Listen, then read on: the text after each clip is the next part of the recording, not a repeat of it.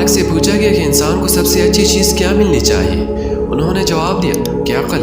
पूछा किया कि अगर वो ना हो तो? फरमाया अच्छा अदब। उसने फिर पूछा कि अगर ये ना हो तो? उन्होंने फरमाया तवील खामोशी। फिर पूछा किया कि अगर वो भी ना हो तो? फरमाया फौरी मौत। अब्दुल्ला बिन इकराश का शेर है, नौजवान लोगों में अपनी अक्ल की वजह से खूबसूरती होती है। अगरचे इसके पास दौलत ना हो, इसकी अक्ल उसे आयब लगाती है। अगरचे इसका खून नसब बहुत छोटा हो, अब खातिम कहते हैं कि अक्लमंद पर वाजिब है कि जिस हिकमत की वजह से इसकी अक्ल जिंदा है, उससे जिस्म को जिंदा रखने वाले खुराक से ज़्यादा मोहब्बत करे, इसलिए कि जिस्मों की क़ुव्वत खाने है और अक्ल की क़ुव्वत हिकमत ही है। जिस तरह इस्लाम खाने पीने के न होने से मर जाती है, इस तरह अक्ल भी अपनी खुराक हिकमत की न मिलने से मर जाती है। मुख्तलिफ शहरों में आना जाना और अल्लाह ताला की मखलूक से इबरत हासिल करना इन बातों में से है जिससे इंसान की अक्ल बढ़ती है। खातिम बिन इस्माइल कहते हैं कि अल्लाह ताला जिस बंदे को अक्ल वदियत करते हैं, किसी न किसी दिन इस अक्ल के ज़रिए उसे बचा लेते हैं। अब खातिम कहते हैं कि अक्ल दिलों की दवा, मेहनत करने वाले की सवारी और आखिरत की कीर्ति का बेज है।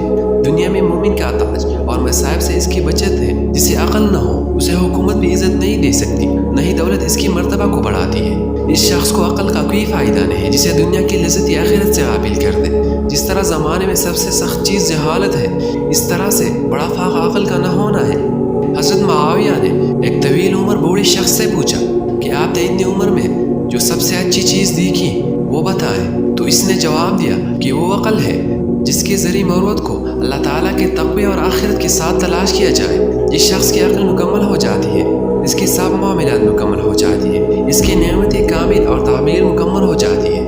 और अगर अक्ल ना हो तो इसके नुक्स वाज़ेह हो जाता है, अगरचे वो बड़ा मालदार ही क्यों ना हो, इसके अताब कसीर हो। हज़रत अली करमल्लाहु वजह से मरी हुई है कि जब अल्लाह ताला ने हज़रत आदम अलैहिस्सलाम को जन्नत से उतारा तो इनके पास जिब्राईल आए और इनसे कहा कि मुझे हुक्म दिया गया है कि 3 चीज़ों में से एक चीज़ आपकी पसंद के मुताबिक आपको दे दूँ, लिहाजा हया, दीन और अक्ल में से एक चीज़ को पसंद कर लीजिए।